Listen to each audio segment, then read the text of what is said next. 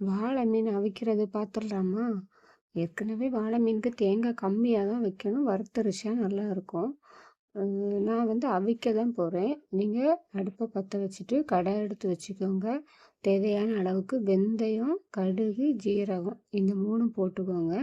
போட்டுட்டு தக்காளி பழம், பச்சை மிளகு, பொடி உள்ளி இந்த 3யும் நம்ம நல்லா ஃப்ரை பண்ணி எடுக்க போகிறோம். கொஞ்சம் ப்ரௌன் கலர் வரும்ல வெங்காயம், அது வரையும் நல்லா வதக்கிக்கோங்க.